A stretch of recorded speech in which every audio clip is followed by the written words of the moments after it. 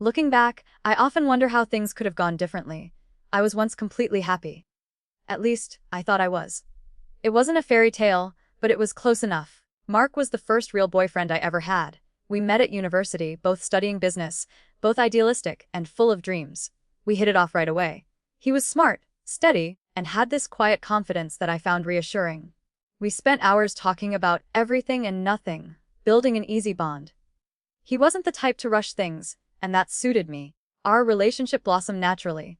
After graduation, we moved in together, and by then it felt like a done deal.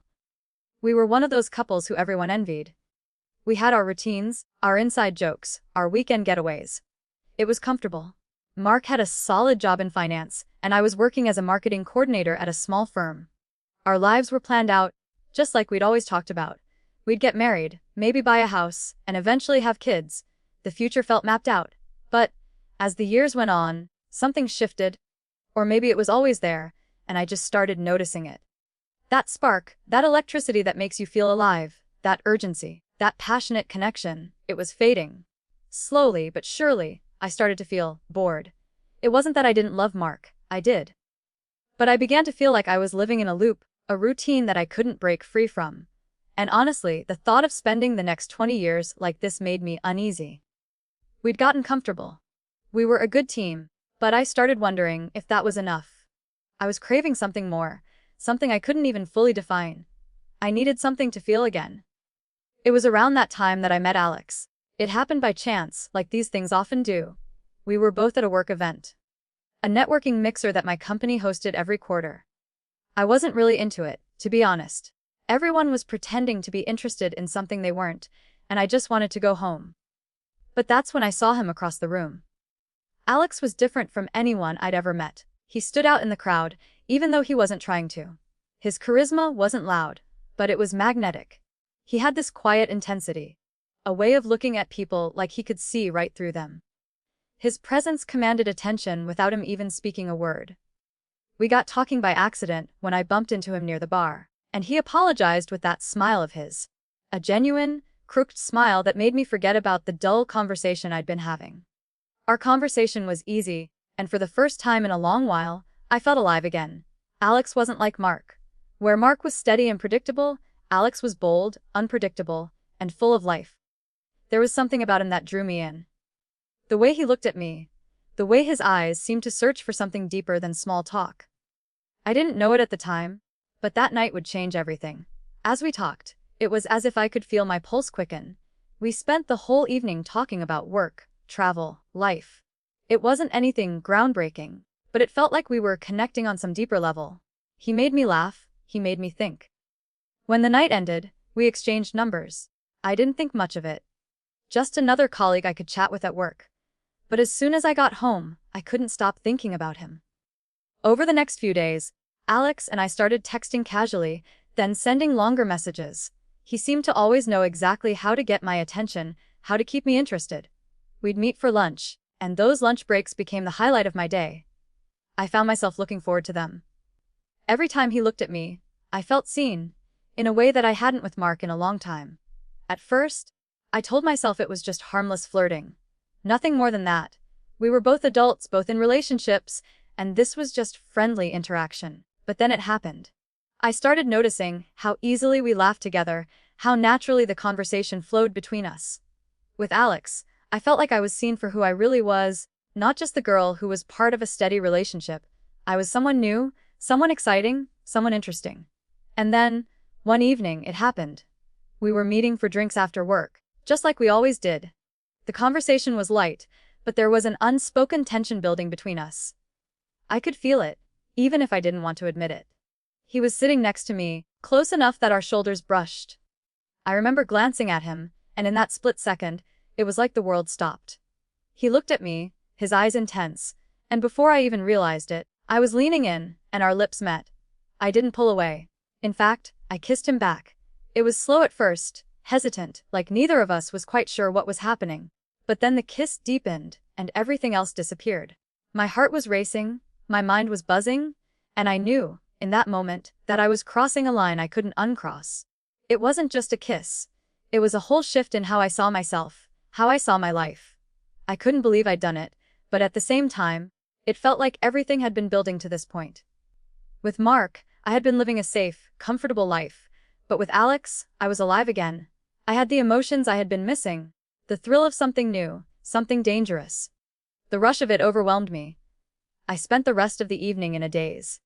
When I got home, I couldn't stop thinking about him. I didn't feel guilty at first. I didn't feel like I had done something wrong. I told myself it didn't mean anything, that it was just a mistake. But deep down, I knew it was more than that.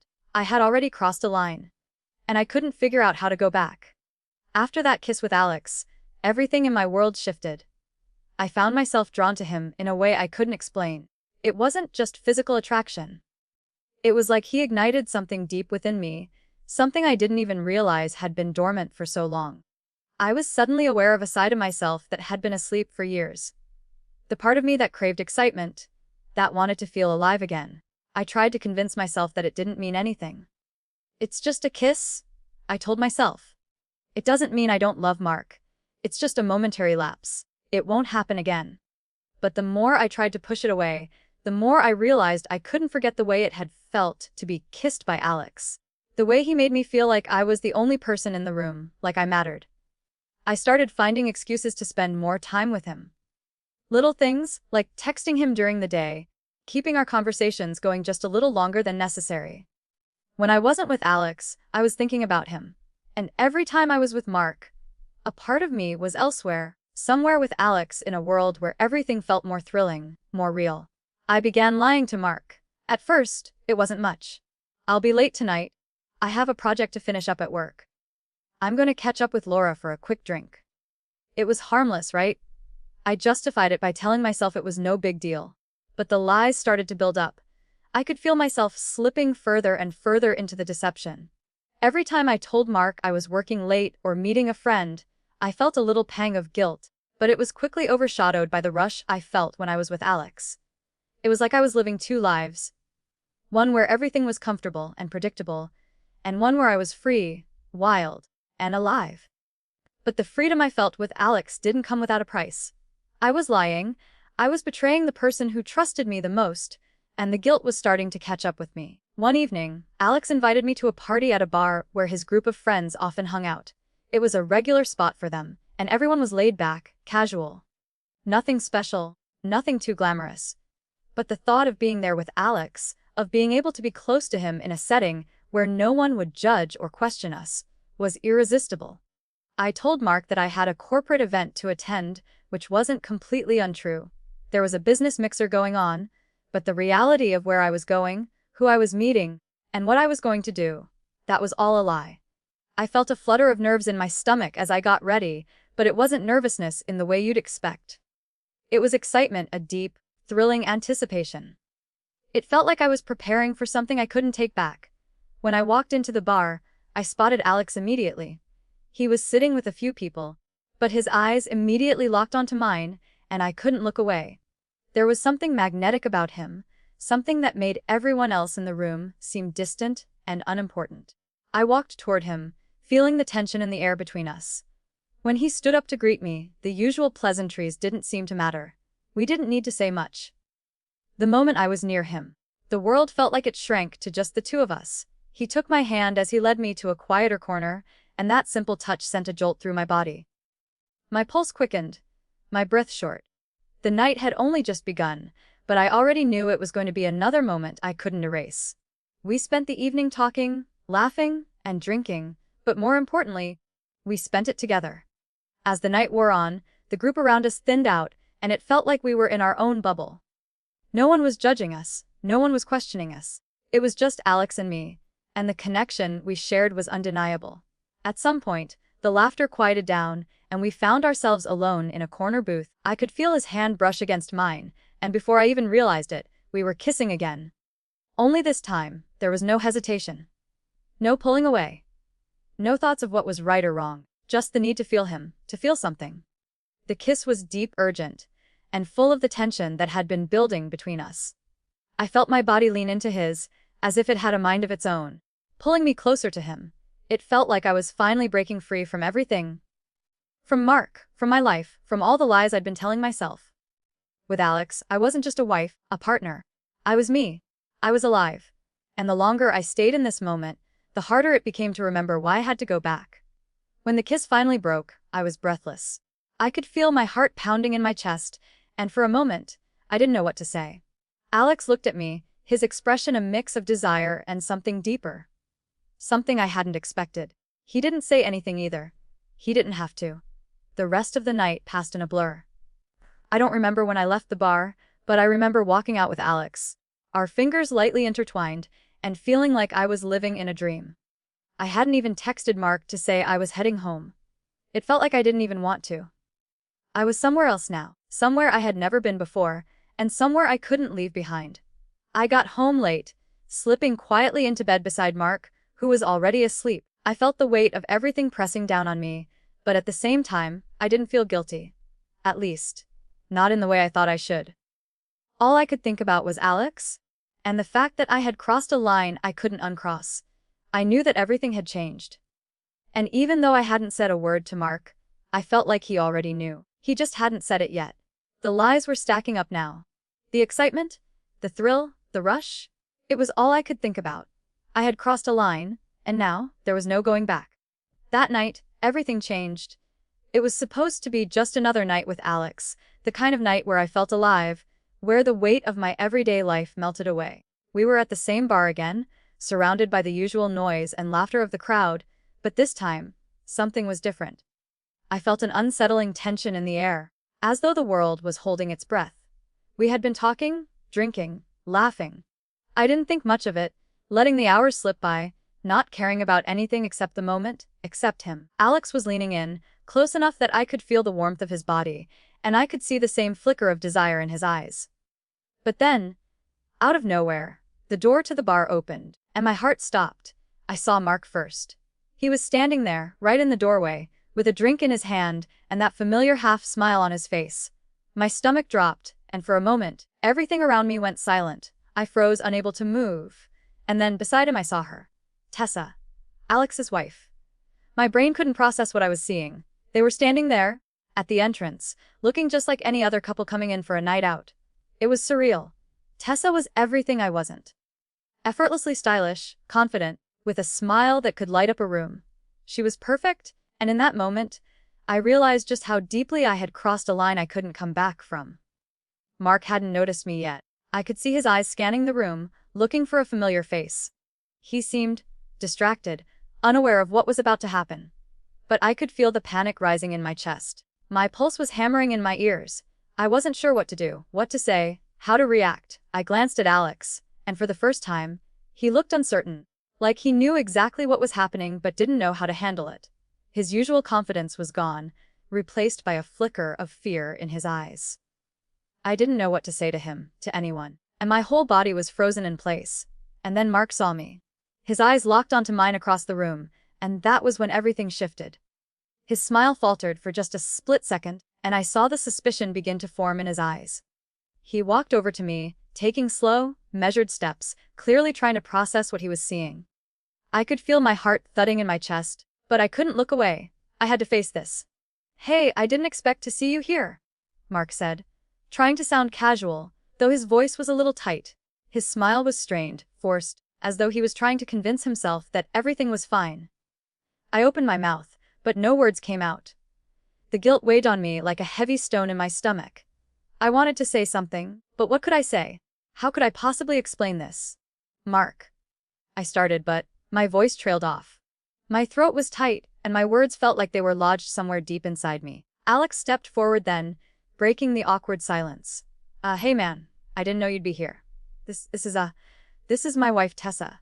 Tessa, who had been standing quietly beside Mark, smiled politely, extending her hand. I forced a smile back, trying to act like this was just a coincidence, just a casual meet-up. But inside, everything was crumbling. I felt like I was watching a slow-motion train wreck, and I couldn't stop it. "Nice to meet you," I said, my voice sounding hollow in my own ears. Tessa's smile was perfect. The kind of smile you give when you're unaware of the chaos unfolding around you. I couldn't even bring myself to look at Mark. I could feel his eyes on me, his gaze searching mine, and I knew he was starting to piece things together. He could tell something wasn't right. He could sense the tension. The awkwardness. It wasn't long before Mark turned to me, his expression now one of confusion. "What's going on here?" he asked, his voice low, almost cautious. I could see the gears turning in his head. His protective side, the side that trusted me without question, was starting to crack. He wasn't sure what to make of this, of me, of Alex, of the situation that was rapidly spiraling out of control. I didn't know you'd be here," I whispered. But it sounded like the worst excuse in the world. I could feel the walls closing in on me. Alex took a step back, clearly uncomfortable. His eyes darted between Mark and me, and I could see him struggling to find the right thing to say. He looked almost apologetic. "Yeah, sorry about this, Mark. It's just a coincidence, right?" But it wasn't a coincidence. It was the worst kind of fate. Mark's eyes were glued to me, and I could feel the weight of his gaze, heavy with unspoken questions. He was suspicious now, and the truth was slipping through my fingers like sand. Tessa, seemingly oblivious to the tension in the air, laughed lightly. "It's a small world, huh?" Her voice was warm, and she reached out to squeeze my arm, but it felt cold, fake. I didn't know how to respond. I wanted to run, to get away from this nightmare, but I couldn't. I was stuck, and Mark was starting to put the pieces together. "I'm not going to pretend I understand what's going on here," Mark said, his tone now more serious, more insistent. His face was hard to read, but I could see the hurt in his eyes. He wasn't angry yet, but I knew that was coming. "What exactly is going on?" In that moment, I realized that everything I had tried to keep hidden, every lie, every moment of betrayal, was crashing down on me. I had no choice now. I couldn't lie any longer, but how could I possibly tell him the truth? How could I admit to him that I had been seeing Alex, that I had crossed a line I could never come back from? I wanted to run. I wanted to disappear. But instead, I stood there, trapped in the most unbearable silence of my life, knowing that the truth had already won. And there was no escaping it now. The room felt like it was closing in on me. I couldn't breathe. That night felt like it had lasted a lifetime. Mark and I didn't speak much as we drove home from the bar. The tension was suffocating, and even though neither of us said a word, I could feel the weight of everything between us. I didn't need to be a mind reader to know he was putting the pieces together, even if he hadn't fully figured it out yet. When we got back to our apartment, Mark didn't immediately go to bed. He stood in the kitchen, pouring himself a glass of water. I could hear the clink of the glass against the counter, the soft sound of water running, but I couldn't bring myself to speak. I wanted to, but the words seemed stuck in my throat. How could I even begin to explain what had happened? How could I look him in the eyes and tell him I had betrayed him in the worst possible way? Finally, after what felt like an eternity, Mark broke the silence. His voice was calm, but there was an edge to it. Something I'd never heard before. "You know, I don't get it." I looked at him, my stomach twisting in knots. I wanted to say something, anything, to ease the pain that was already radiating off him, but I couldn't. I was too far gone. He took a deep breath and turned to face me. His eyes were intense, and I could see the hurt behind them. "I don't get why you didn't just tell me. Why you didn't just tell me what was happening instead of this? Instead of lying." His voice cracked a little on the last word, and it felt like my chest was being torn open. "I never wanted to hurt you, Mark," I whispered, my voice shaky. I just didn't know how to stop. It started so small, and then it just kept going." I could see the confusion in his eyes, like he was trying to understand how this had happened. But the truth was, I wasn't sure I understood it either. How had I gone from a loving wife to someone capable of betraying him? How had I let myself fall into this mess? He ran a hand through his hair, pacing slightly. "You never even thought to come to me. To talk about what was going wrong. To tell me you were unhappy." I nodded, my throat tight with the truth that had been building up inside me for so long. I was scared, Mark. Scared of losing what we had. Scared of how comfortable everything had become. And I thought I was doing it for the right reasons. Mark stopped pacing, turning to face me completely. "For the right reasons." His voice was low, a mix of disbelief and pain. "How is this for the right reasons, Lily? How is what you did to me in any way right?" I felt the sting of his words, like each one was a slap across my face. But I couldn't deny it. I couldn't pretend I wasn't guilty. "I don't know," I whispered, feeling my heart crack in my chest. "I don't know how it happened. But I can't take it back. I can't undo it." Mark stared at me for a long moment, and in that silence, I saw the exact moment when everything clicked for him. The hurt in his eyes deepened, and I could feel the walls between us start to rise. He was shutting down. Do you love him? Mark finally asked, his voice so quiet it almost seemed like he didn't want to know the answer. The question hit me like a wave. I opened my mouth to speak, but nothing came out. I wanted to say no, to tell him that it had been a mistake, that it was just a fleeting thing, but I couldn't lie to him anymore. Not after everything. I don't know, Mark. That admission felt like the final nail in the coffin. I had already crossed the point of no return, but hearing myself say it out loud made everything feel so much more real. The love I had for him, for us, had somehow been swallowed by the lies and the thrill of something new. He nodded slowly, as though the weight of my words had finally crushed the last part of him that still believed in us. I can't do this, Lily, he said softly. I can't be with someone who doesn't respect me enough to be honest, who doesn't respect our marriage enough to tell me the truth. I felt the last shreds of hope I'd been holding on to slip away. This was it. The end.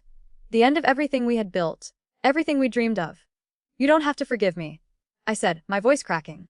I know I don't deserve it. Mark just looked at me, his eyes empty, the pain too deep to hide. I don't think I can forgive you, not for this. Not for what you've done. I don't know if I ever will. I swallowed hard, knowing he was right. There were some things you couldn't come back from. And this was one of those things. I'm sorry? I whispered, the words feeling so small in comparison to everything I had done. I'm so sorry. Mark didn't answer me. He just turned and walked away, disappearing into the bedroom. The sound of the door closing behind him echoed in the silence of the apartment, a finality that I couldn't escape. I sat there, motionless, the weight of everything crushing me. I knew we were done. There was no way back from this. The next few days were a blur. We tried to talk, tried to make sense of it all, but the damage had already been done. The cracks in our marriage were too wide to fix. We both knew it. And when the conversation turned to divorce, there was no resistance from either side. We had reached the end of our road, and no amount of talking, no amount of apologies, could change that. The divorce papers came just a few weeks later, and with them, the final confirmation of what I had known all along, that my life had irrevocably changed. As I sat there, staring at the empty space beside me in the bed, I realized just how much I had lost. I had lost Mark, the person I had shared my life with for so many years. I had lost the trust and the love we had built. But most of all, I had lost myself. The person I was before this mess had started, the person who had believed in love and honesty in us. She was gone. And now, all I had left was the cold reality of the consequences I had created.